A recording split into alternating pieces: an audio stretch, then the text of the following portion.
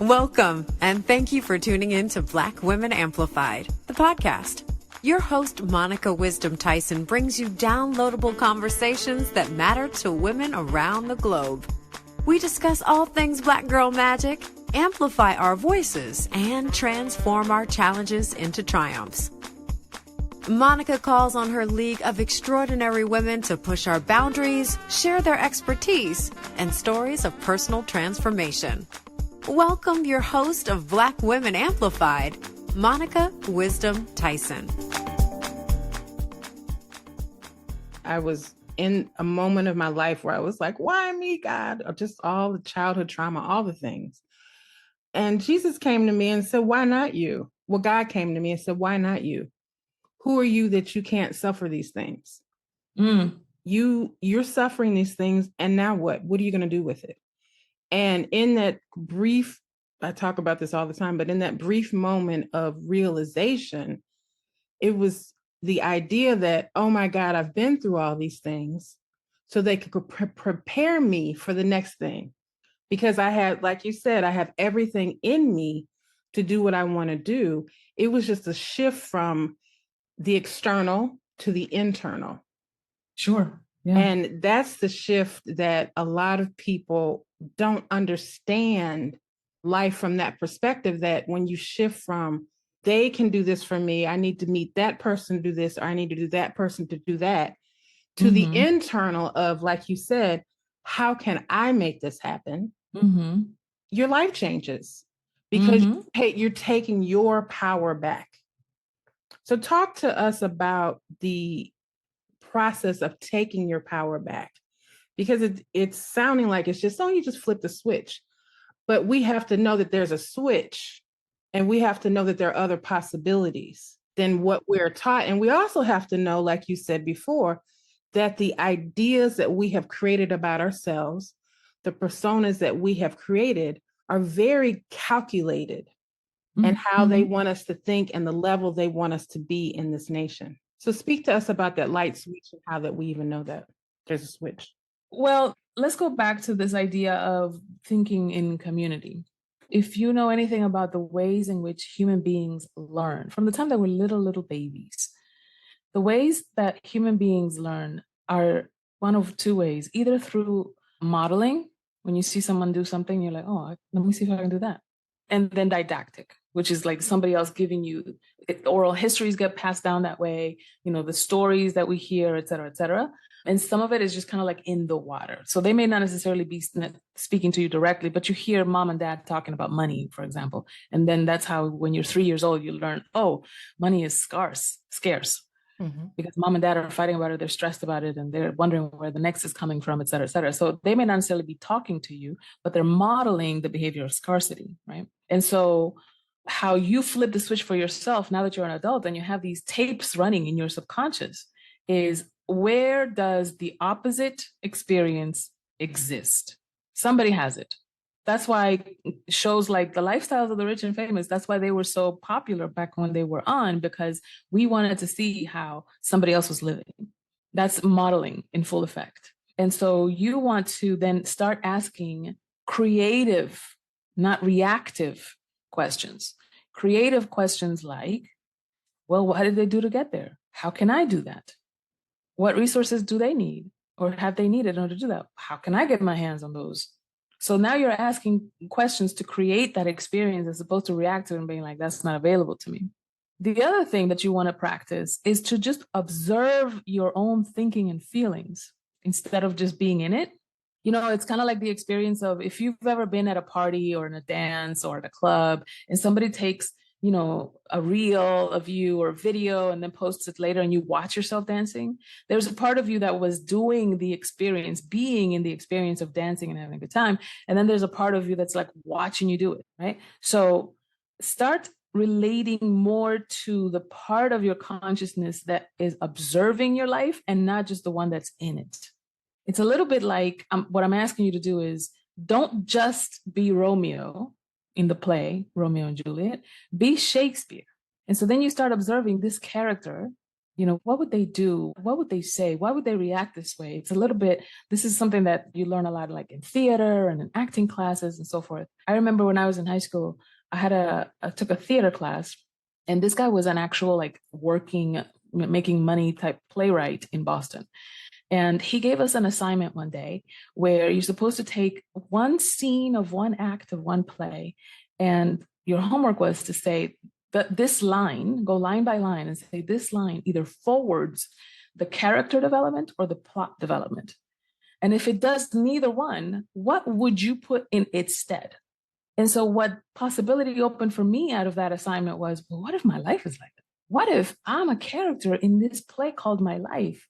And what I say and do either forwards my character development or the plot of my life. And if it's not forwarding my character or my plot, then what would I do instead? What would I say instead? So that kind of like observer mindset goes a long way in allowing you to see possibilities that you have not seen because you're too entrenched in your own, like the way you were raised or history or culture or society or whatever the case may be. But just observing it is enough to give you enough distance to allow other possibilities to come to the forefront. Does that make sense what I'm saying? Oh, 100%. That process changed my life because when I learned to look at my life from the perspective of an observer, I asked the question, okay, what am I supposed to learn from this moment as opposed to reacting to the moment?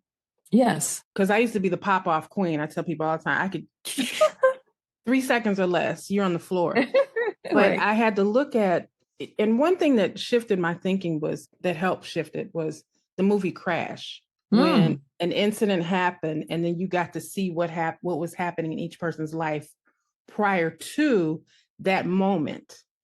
So that took me on the quest of questions of, okay, so if I'm in this heated conversation, let me start thinking about the other person instead of just how I feel. Okay, I don't have to like the situation, but I also don't have to react to it. Yeah. And is there a different way that I can respond? And so then I started looking at, I love movies. So I started saying, okay, the observer piece is let's look at our life from a perspective of a movie. And so, like you said, we look at the whole thing, not just the moment that we're in. Yeah. So that's where things shift for people, and they do see other possibilities because not only does it show us our life in a whole different perspective, but it helps us see those breadcrumbs of trails to the next possibility and the next possibility. Maybe the things that we've been praying for, God, please help me do this. Well, God has sent it to you. You just can't see it because your mind is so focused on what we don't have or how we wish it should be. Yeah. So I completely understand what you're saying. Yes. And thank you for breaking it down.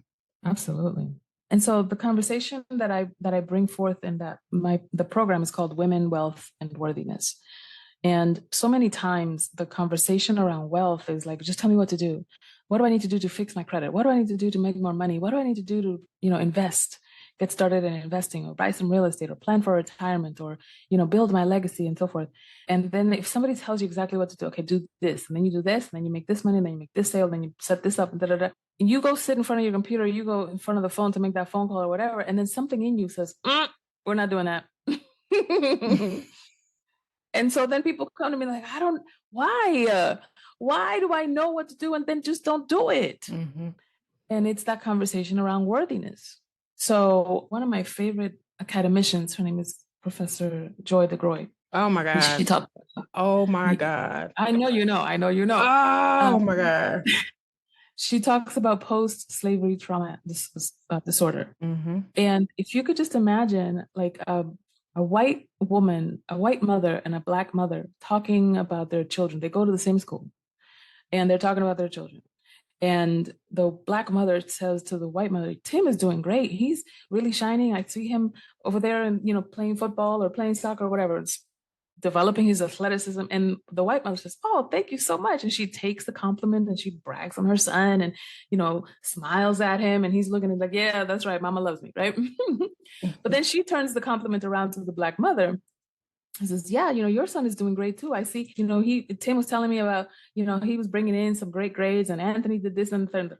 And the Black mother says, oh man, but he's so shiftless though. And he's so this and then. And she starts putting down her son. If you take that same scene 300 years ago, what that mother was doing was protecting her son. I don't want him to be valuable to you because you might sell him. And if it's a girl, I don't want you to compliment that she's pretty because you might rape her, or you might send her to a breeding farm. But we don't understand the epigenetics and the cultural historicity of some of the things that why we do the things that we do. It's kind of like that story about, the kid, the woman that says, why do we cut both ends of the meatloaf when we put it in the pan? Grandma used to do it because the pan was too short. Right. So she used to cut. But now you have no reason to do that. Right. You can buy whatever pan you want. So it's the same deal. It's like, why do we do the things that we do? Because it was a survival strategy at some point in your lineage. Mm-hmm.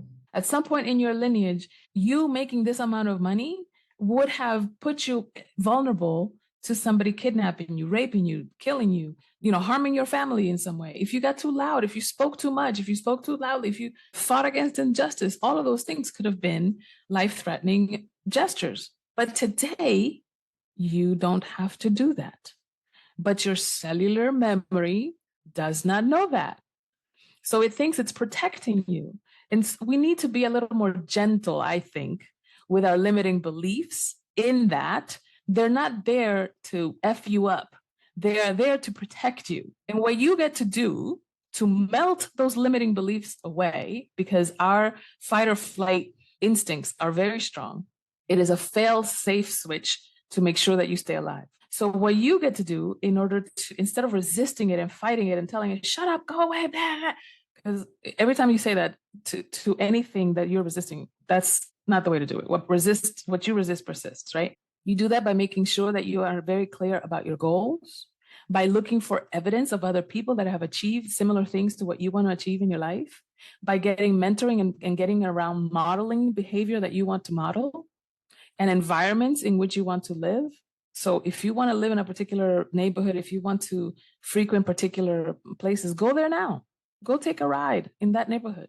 Go to an open house and go check out the houses that are for sale. Go sit in that hotel lobby, that luxury 5-star hotel. Go get that, brochure for the car that you said that you wanted. More importantly, the people that have the kind of money that you want to have, what are they doing with it? Because it's not just about buying bigger, better boats, bigger, better houses. Who are they helping? One of the unconscious conversations that we have about wealth is that wealthy people, rich people are bad, morally greedy, extortionists, immoral, and so forth.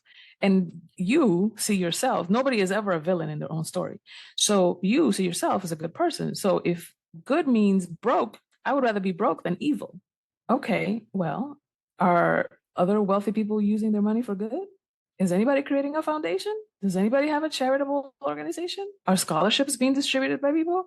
I mean, Oprah just sent a gang of people to college. So did Robert Smith. You know what I mean? So you get to look at evidence so that your cognitive memory can work with your cellular memory and create new neural pathways in your brain of the realities that are possible for you. Yes, 100%. And also have the understanding that you have the power to shift out of your traditions and your old way of thinking. Mm-hmm. And it's not somebody else that's going to do that for you. You're going to have to do it for yourself, but you can be around people who have gone through that process. Yeah. And they can help guide you to staying on the new side of your new cellular memory. And then, like you said, melting away those limiting beliefs, because they continue. For instance, we're told to be humble. Mm-hmm. And we think it comes out of church because that's what the pastor tells us, but it comes, go on back. When you look up the actual word, it means inferior. Mm-hmm. So it's about being humble, is about being inferior.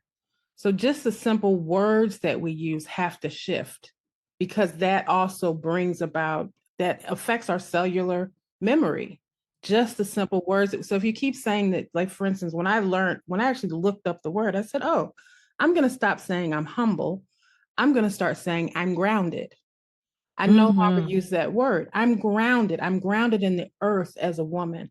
I'm grounded as the earth, and the earth is a part of this interplanetary experience that we're living. I'm grounded in the earth to the roots of my ancestors. That's Oh, I what I'm love that. grounded into. And so to say I'm humble comes out of hierarchy, saying that I am beneath or below somebody. And that is not the case. So I think it's very important that when we look at where we want to be in life, we also have to check in with the language that we use, the environment that we're in, and then ask ourselves, okay, how does this feel? Mm-hmm. And really check in with how that feels, not how it's supposed to feel or how society tells us we're supposed to feel. If you don't feel good in that big house and you want to leave it all and go travel around the world with a backpack, that's what makes you feel good. Okay, Mm-hmm. how do I do that? Yes. If you're in a corporate job that is every day, all you do is talk about how much you hate it and you want to do something different, go explore, go take an adventure, learn something new, like you said. So 100% what you're saying is actually the most powerful position you can be in because you get to decide for yourself on how you want to live your life.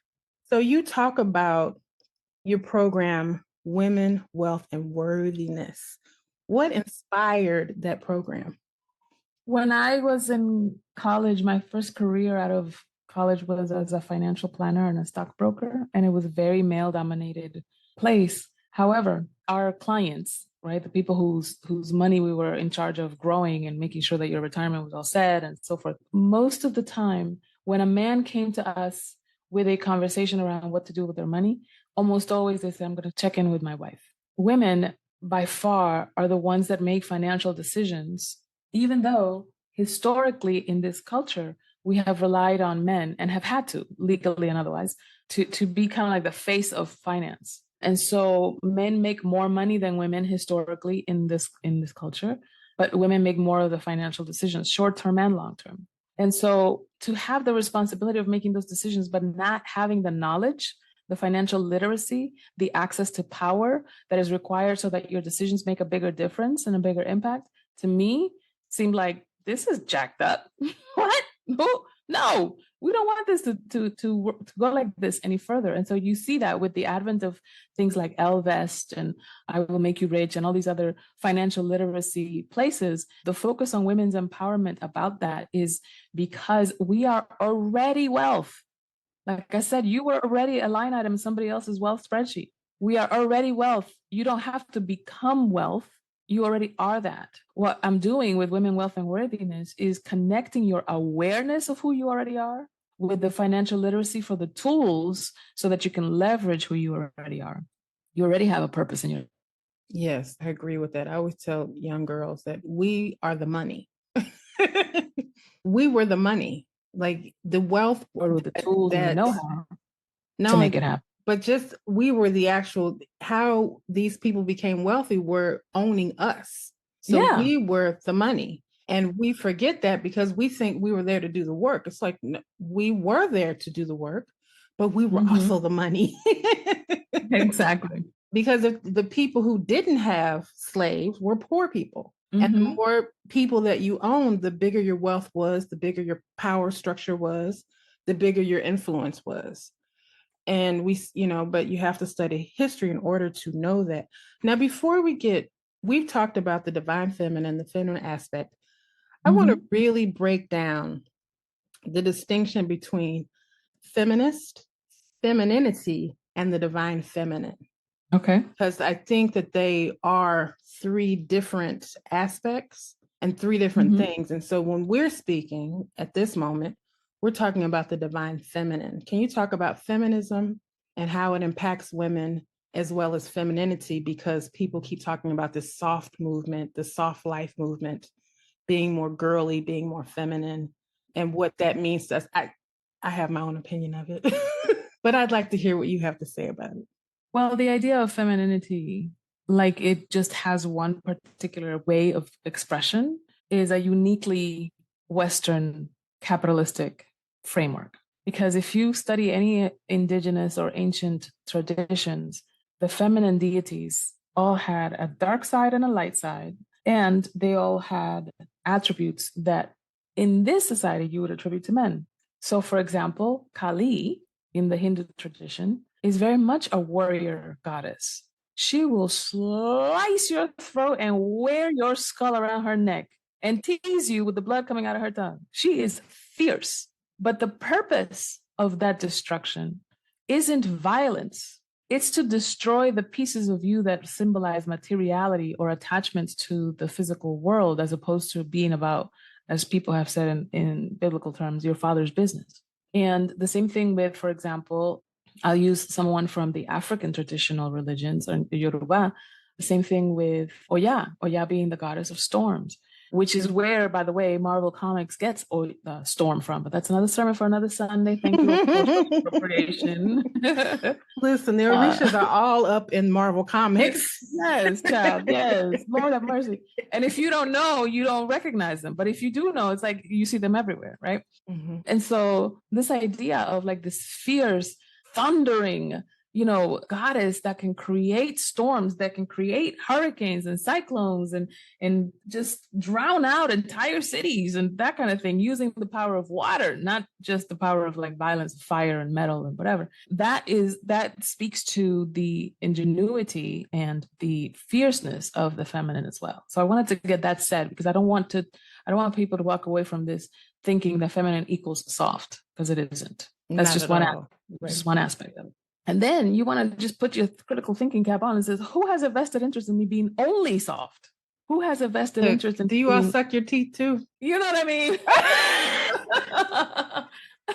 Why would somebody want me to be only soft? Why don't you want me to be hard also? Because that's available. And so there's that part.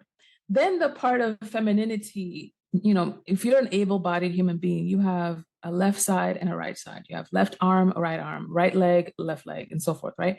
Right hemisphere, left hemisphere. The idea isn't to only be logical, only be right-handed, only be masculine. The idea is to integrate the masculine and the feminine so that you can be, in a word, to use a word from the writing world, ambidextrous. So you can write with your left and your hand and your right. And in the same way, the reason why there's such a rise of the divine feminine now is because it's been so suppressed. This is just the law of rhythm in full effect, that if the pendulum swings to the left, to the degree and with the intensity that it swung to the left, it has to swing to the right. Not because right is better than left, but because there's a balance that has to happen. There's this rhythm that has to happen, what ebbs must flow and so forth. And so if you are integrated in your own consciousness, you have both masculine and feminine in equal and opposite degree, then you don't need all that swinging, right? It's like me when I'm speaking to you, Monikah Wisdom, in English, but the minute that my mother calls me, I switch immediately to speaking Spanish. Mm-hmm. It's immediately available to me. And the only reason I'm not using my skills in speaking Spanish here is because it isn't relevant. It's not needed, but I have it. And when it becomes needed, I put the English away and start speaking Spanish to my mother, because with her, English is irrelevant. So it's the same thing with us in our human nature. There are some places, there are some environments, there are some skills that require your masculine consciousness. And then there are others that require your feminine consciousness. Where do you go get it when your culture has told you not to do that? So that's why the feminine retreats and all this focus on the divine feminine. Now, the aspect that I want to reiterate, divine feminine does not mean soft. Because when you access your divinity, we're talking about power. Right. We're talking about wisdom. We're talking about confidence. We're talking about certainty and flow. Now, it seems as though certainty and flow look like they're paradoxical to one another. They are not. Certainty, the reason why you can flow is because you are certain. You would need to control stuff if you were certain. If you were certain, you could allow to dance. You can afford to be creative. You can afford to be to have your ingenuity. So it's the same thing. This femininity, or I should say feminist movement, started actually with Black women. It was co-opted later by white women who wanted to equate themselves to white men at the expense of Black and Indigenous people of color. And any time that your search for power has you exclude or stand on the power of somebody else, it will never be sustainable. You can just hang that up. Just hang it up. It's not going to work. I wish you could see my face right now because I'm always saying this and people are like, oh, girl, you're crazy. I'm like, I have no desire to be a part of a feminist movement. Know the history of it and know that it is another form of oppression for Black and Yes. brown women. Mm-hmm. Yes. Right. So it was like, we want the right. If Black men can vote, then we want to vote too. Mm-hmm. Basically was the start. So when people say in 1920 women got the right to vote, what women?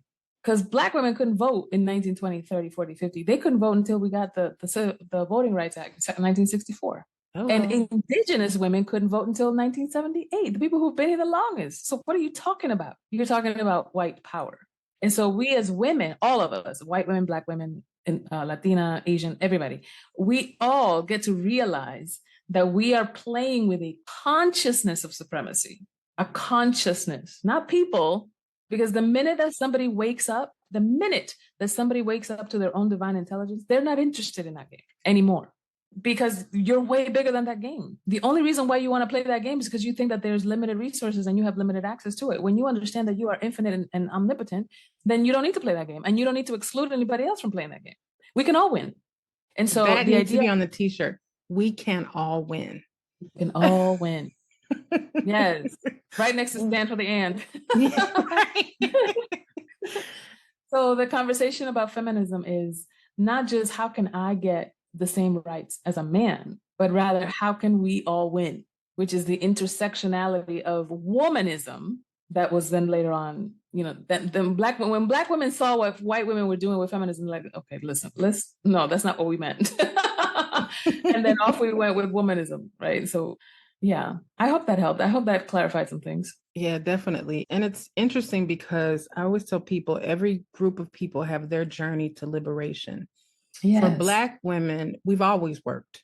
We've always had a voice in our household. Mm-hmm. White women did not. I mean, you can watch any British movie and it'll show you how they were treated like possessions. Sit here, stand there, wear this dress, all of that situation. We didn't have that. I don't know even a Black little girl that shuts her mouth. Mm-hmm. People will try and dominate us, but in us is we say what we feel. And I think that there has been through different situations, there have been times when we have had to be quiet just to be safe, but we're not in that time anymore. So accessing the divine feminine reminds us, it's not something we're getting, it reminds us of what's already in us. That's exactly right. Yeah, I love how you broke down each piece of that, because I think it's important to know that as these young people are talking about this soft life, it's another form of oppression. Mm-hmm.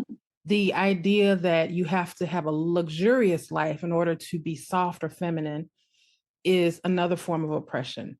The idea that you have to quiet yourself so that you can appeal to a man is another form of oppression. What we're talking about is owning your power that was born with you. When you won that race with the sperm and the egg that came with you as a feminine being on this planet, and the energy that is within us. So that's why I wanted you to break that down so that people know that there is a definite distinction between those three elements. So I love the way that you broke that down. Thank you. I always tell people, I said, I need a more graceful way of saying things because I'm just too straightforward. Well, listen, speaking of graceful ways of saying things, I remember a conversation that I had with my father that absolutely changed my life. When I was in my 20s, I was separated from my first husband and I had already had my daughter. And I was talking to my mom about, oh my God, like if you loved me the way that I love this child, oh my God, I'm so sorry for ever making you suffer, that kind of full circle moment, right? And my father is witnessing this very womanly, very feminine moment, and he kind of feels excluded. He injects himself in the conversation. Bless his heart. And at one point, my mom like, hi, I'm here. Hey, hey. Right. I'm ready to be centered again. Hello. Yes. And so my mom takes my daughter and she goes somewhere with her. I don't know if it was to change her diaper or something, whatever. But the point is, my father and I end up alone in the room. And I asked my Dad, how come you've been such a amazing advocate for me and my sister. My dad had two daughters and a son, right? Me and my sister. And how come you've been such an advocate for us to like follow our dreams and stand up for ourselves and this and the third, and just so amazed, like an advocate, like a feminist. I would say that he would consider himself a feminist when it came to his daughters. But when it came to my mother, you're a staunch, like traditional masochistic, machista kind of guy. Mm-hmm. And my father kind of like sat there for a second in silence, pondering it. I could tell that he was measuring his words. Like he wanted to give it to me as honest as possible, but also wanted to be accurate in what he wanted to communicate. And he said, I think the difference is that your mother is here for me and you guys are here as me. I said, he said the quiet part out loud. He said the quiet part out loud, didn't he? Because I think some people do. And in some instances, in some marriages and in some relationships, people have it as though for a man, that woman is here for your service, for your goals, for your dreams, for your comfort, for your convenience, for your like handle all the stuff that you can delegate. So like your secretary type deal, right? Whereas my father saw his daughters not here to serve him, but here to be kind of like a legacy for him or an example of him or an extension of him. So yeah, I want you to have all the power. I want you to have all the money. I want you to have all the education because you're a part of me. And I just thought that was so amazing that he can see our full humanity when he saw himself in us. But because he didn't see himself in my mother, he couldn't even recognize her humanity. She has dreams and goals that have nothing to do with you, sir. Sir. 100%. I just blew my mind. It just blew my mind. One, that's true or that's accurate. And two, that you had the temerity to say that out loud. Because, somebody else would have slapped you by saying that. It's like, what did you just say to me? Mm-hmm. But I just was so thankful for my father's authenticity in that moment because it put a lot of things in perspective. And it also informed how I selected my next husband. Because at the time I had separated from my first husband and I was kind of like, just doing me and whatever. But I got clear. It's like, I want to be partnered, not just in a primary, intimate, sexual, marriage committed relationship, but just in general. I want to be partnered and have friends with people who can see and celebrate my full humanity. Mm-hmm. That's a deal breaker, like sine qua non. Without that, we have nothing, kind of standard. And that's the thing is that we, as women, especially women of color, and let me say this, at this point, I'm only speaking for Black women and women of color because I know our journeys. I don't know all of our journeys, but I know enough to say that we are operating at half capacity of what we have the potential to do because of how we have been oppressed, and that what you said, your father machismo, and in Black culture, the alpha male perspective. Sure. And I need a man, and the church perspective of I need a man who's the head of the household. Those are all forms of oppression for women because if you shine too bright, you get put down. If you do too much, you get put down. So we become conditioned to just do enough and not be noticed. And that does come out of safety, but it has morphed into a whole other thing. This whole be humble aspect, because what happens is women who have brilliant ideas, brilliant things that they want to do in the world stop because one, they don't want to shine brighter than the man that they're with. And two, they don't feel comfortable being out front. Right. So my whole mission is for women to speak out loud. Just be loud. J-Lo does this. You talked about J-Lo has a song that says "Get Loud," and I love that song. Yes, because it is it's like a calling. It's like a call and a response. Let's get loud because this soft life thing is taking over. This be humble thing has taken over, and it's not allowing our community to grow because we're only giving out pieces of who we are. And that's what I loved about learning about the divine feminine was just one, discovering other pieces of myself and developing that, but just looking at myself as a whole person. Sometimes I'm going to get pissed off. Sometimes I'm going to cuss you out. I'm not trying to be Black excellent. I'm just trying to be the best me I know how to be. Yes. And part of your mastery is knowing what tool to use for how long and for what purpose. That requires discernment. So I'm not saying don't be soft. I'm just saying that there's a time and a space for that. And when you don't have discernment, to be so black and white and to be like, no, it has to be this or nothing, is impotent. It's just not discerning. It's not useful to you. And ultimately, you're denying or suppressing a part of you that deserves to be witnessed.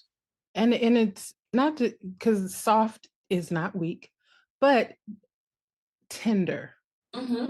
We as brown women, because we have to be tough to survive, we also have to discover our tenderness within us. And it's not to make us palatable for other people, but it's so that we can breathe, so that we can take our cape off and breathe. I think that it's important that you talk about your study of the divine feminine, because I know that you, aside of your brilliant business acumen and your programs on that aspect, you also take people to Egypt so they can see this divine feminine of what you're talking about from a historical perspective.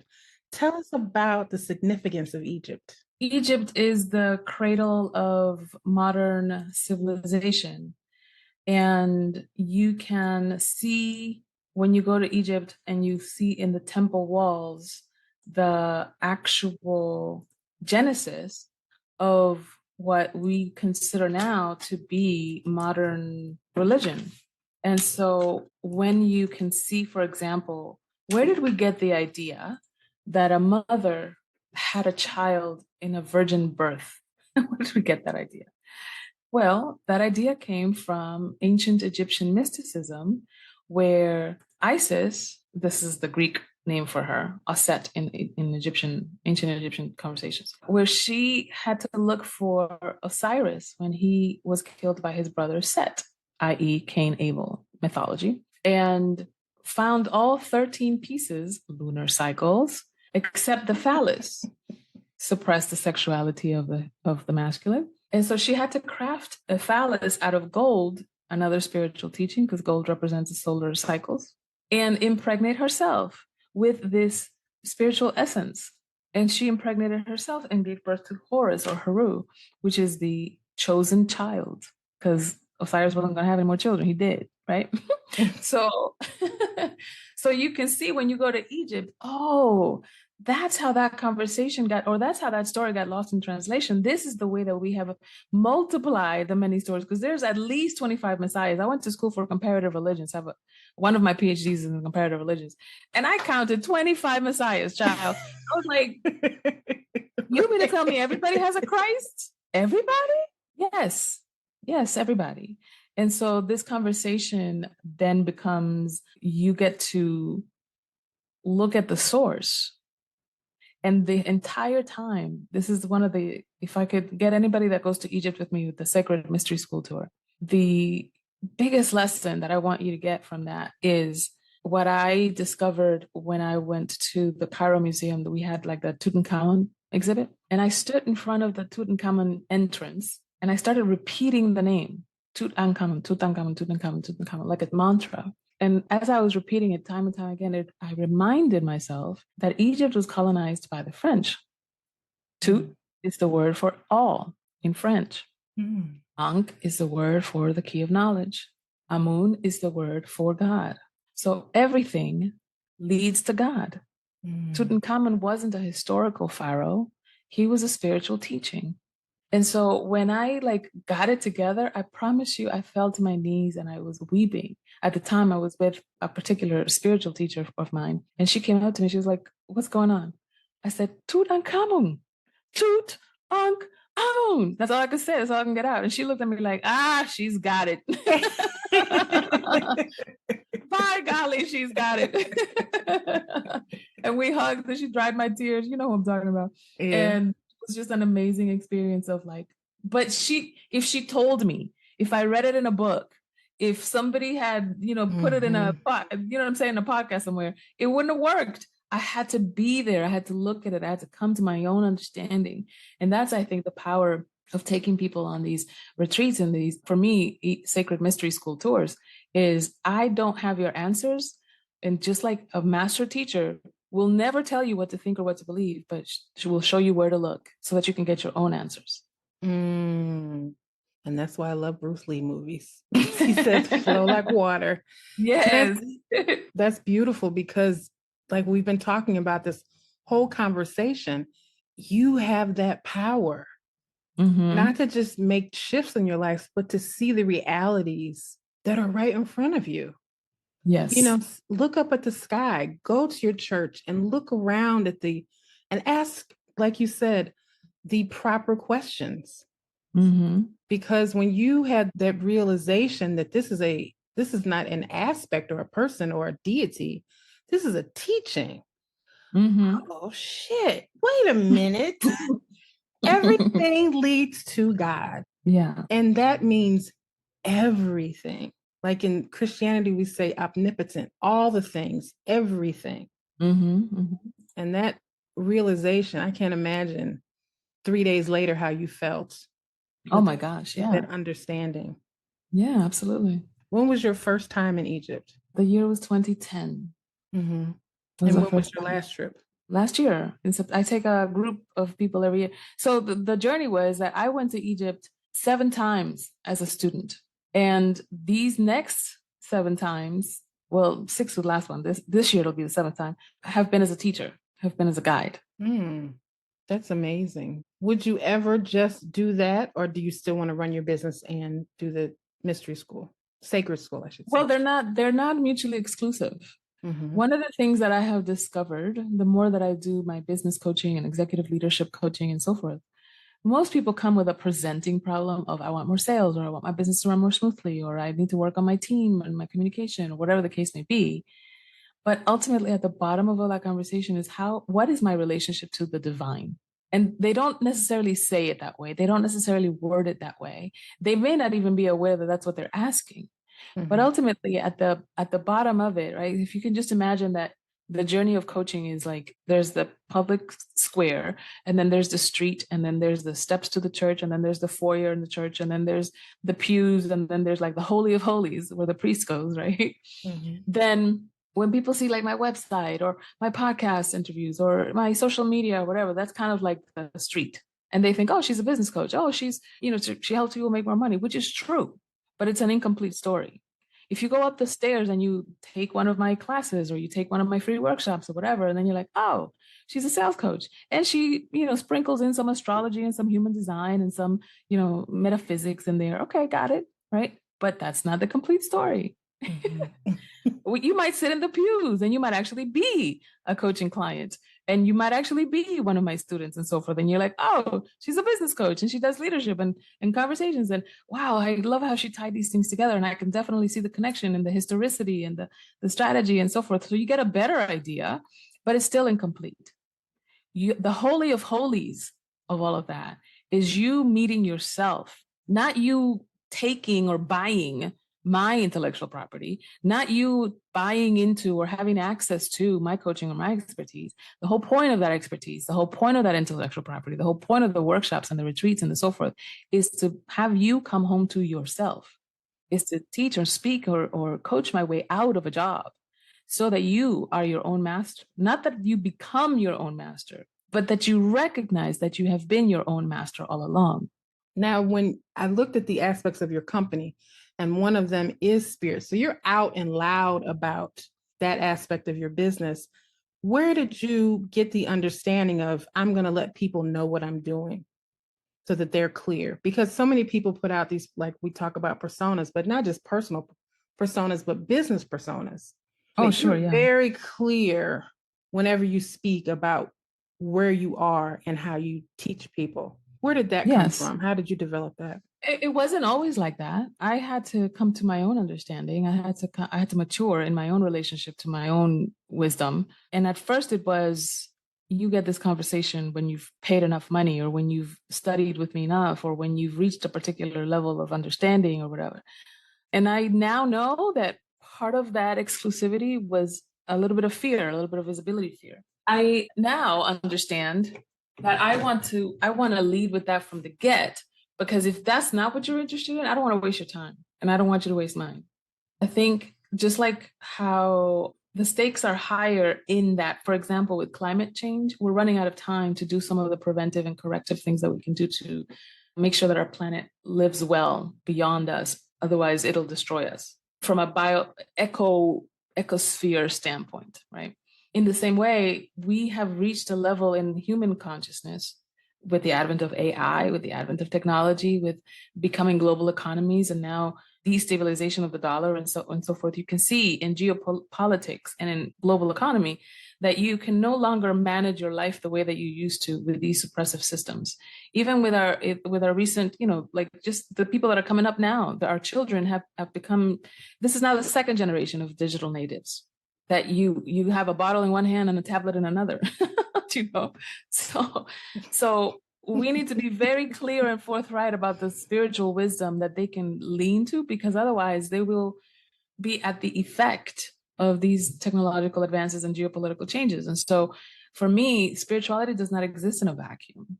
It's not this thing that you go to this mountain and just kumbaya and nom myoho renge kyo to bliss. Your spirituality has to make sense in the culture and the civilization, in the zeitgeist that you live in. You have to be able to bring, or to express, I should say, God to the people that you're supposed to do work with. There's a saying in A Course in Miracles that says, "I'm only here to be truly helpful. I don't have to worry about what to say or what to do, because she who sent me will show me." And I changed the he to the she on purpose, because Holy Spirit for me is the feminine aspect of God. And so for me, it's not so much about like, be clear with your branding, and it's not a messaging thing. It's a conviction thing for me. And I want to live my life in such a way. If you heard my kind of origin story, you know how important the film Saving Private Ryan was. When I left corporate America and went to start my own business, I was in the middle of a cervical cancer stage 4 diagnosis and healing myself through that, which we'll say for another Sunday. But one of the movies that I was watching while I was in that cocoon of self-healing was Saving Private Ryan. And Private Ryan was one of 5 sons who this platoon came to save, because he was the only surviving son of this mother, which is a play on something that Abraham Lincoln had to do. And the captain of that platoon was played by Tom Hanks, and Private Ryan was played by Matt Damon. And these people died. In fact, the captain himself, Captain Miller, died trying to save Private Ryan. And at one point, as he's languishing, but they're like seconds away from being saved, but it's too late because the captain's about to die, he pulls Private Ryan to him and he says, "Earn this. These people that have given their lives to save yours, earn this." And I was in the middle of my cancer diagnosis, and I got on one knee and I said, "God, I will earn the rest of my days if you get me out of this cancer thing." I know you know what I'm talking about. We all have had a moment where we plead and bargain with the divine. And so for me, and then flash forward to another scene where now Private Ryan is an old man. He's a retired military man. He's had a full life. He has children and grandchildren. His wife is beside him. He's at the foot of the tombstone of his captain. And his wife comes to him, which is another metaphysical meaning, because the feminine in movies represents your intuition and your emotional self. And he looks at his wife and he says, "Tell me I've been a good man." He wants to know that he earned it. Mm-hmm. He wants to know that he lived his life in such a way that the sacrifice of other folks was worth it, whether it was his captain, whether it was fellow soldier.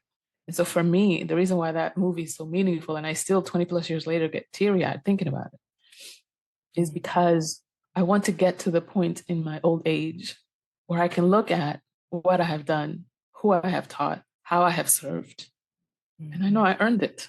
That is a powerful charge that you have put on yourself. And I will say this to you, sister, you earned it because you were born. Mm-hmm. You have paid the price through the many challenges that you have had in your life, and you've overcome them. Now it's a time for you to just experience the joy. Mm-hmm. Just experience the joy, because you have earned, like I said, you earned it just because you were born. You were put in situations as a child that most adults can't handle. You've earned it. You have overcome cancer when many have not. You have earned it. You have raised a daughter who is self-sufficient. You have earned it. You are in a loving marriage. You've earned it. You've built an empire on your own without being a legacy kid or a inheritance kid or a life insurance kid. You've earned it. So I say to you, sister to sister, go experience joy. Mm-hmm. So I say all that to say. I receive it. I receive it. I know what to sit down. Just go experience joy because you have earned it. And the obligation I feel that we have now as Black and Brown women, Indigenous women, Asian women is to experience joy. Yes. Because that is the great revolution of our times. Mm-hmm. Because we put the labor in. Yeah, We've the been labor. oppressed. The labor has been done. We know how to do that. Like Yes. you said, you have to look for other possibilities.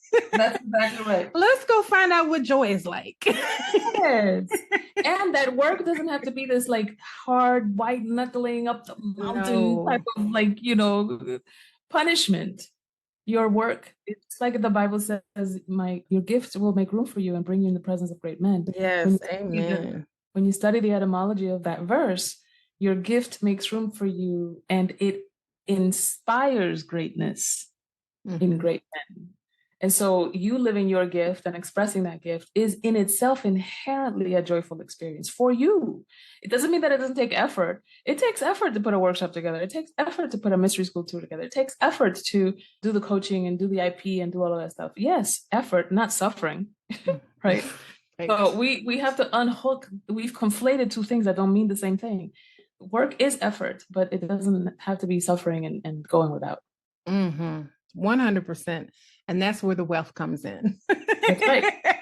That's exactly right. Because we don't live in a barter society, the truth of the matter is we live in capitalism and we have to be aware that, yes, we can manifest, but like the Bible says, faith without works is dead. You have to put in the work, but it doesn't have to be hard. And you can create your own economy. You don't have to be dependent on other people. Because the one thing that you do, you might make a great pie, like we talked about earlier. Maybe I don't, but I'll pay you to teach me how to do it, or I'll pay you to make the pie. That's exactly right. So we do have the power and the knowledge and the innovation because we've done it. And we have example after example and example of people who have done it and who do it well. So now it's time to, if it's not people who are listening, if it's something that you're thinking about, contemplating, moving into another level of your life or a different aspect of your life. Monikah, how do people reach you so that you can walk them through that journey? Yeah, so if you're on Instagram, you can find me at Monikah Ogando. Same thing in the Facebook, it's Monikah Ogando. LinkedIn, you can look me up by my name. And you can go to my website, monikahogando.com, and find some of the ways in which we can work together that way. This has been such a rich conversation. I actually have a stack of questions I did not ask. Well, I always say, Spirit, just lead me. Yes. But I have one final question. Okay. That I ask everyone. What is your Black girl magic superpower? Ooh, my Black girl magic superpower. For you, your Black Latino magic superpower. Well, that's just one boat stop away, right? Right. It's down the road. Well, tell me how you define Black girl superpower, and then I can tell you. For some people, it's not my definition, it's your definition. Yes, but what are you referring to? Like the thing that you say that you do easily, or the thing that you bring to the world, or what you bring to the world? What is your, the aspect of what you bring to how you do the things you do, your swag, your juice, your magic potion? I'm going to say that my Black girl's magic superpower is sovereignty. And here's what I mean by that. My thing as a teacher, as a coach, as an entrepreneur, isn't to get people to follow me. Leaders create leaders. Masters create masters. So my work as a coach, as a teacher, as a speaker, as all of that, is to remind you and awaken in you that you are already your own answer. Now, you may need some tools for that. We can talk about astrology and human design and Egypt Mystery School Tour and communication and grace talks. And there's a lot of tools that I can present to you so that it can support you in that journey. But ultimately, that journey is about you coming home to yourself and then standing in that power and that sovereignty. That's what drives everything I do. That is it. See? Magic. You asked what it was? I help you find yourself. Ta-da! Yes. Well, let me tell you, first of all, will you come back? Absolutely. Because we have so many conversations to have. And we just covered a little bit of a lot. So open door. Oh, I don't know what to say right now because I want to ask you 10 more questions. But we're going to close out. We've been talking for 2 hours. And I'm going to say thank you. I love you. I'm happy that we are reconnected. Yes. And hopefully in the future, we can collaborate on some other things. Absolutely. And just thank you for your honesty and your openness in this conversation. And but you never had a problem talking. Right, exactly. How you feel. So Yes. I just appreciate your time and your energy and the love that you have given everybody who's listening. And I will talk to you soon. Have an amazing day. Thank you so much. You do the same. Thank you for listening to Black Women Amplified. We hope you enjoyed the show. Be sure to subscribe and log on to blackwomenamplified.com for more information. Keep shining.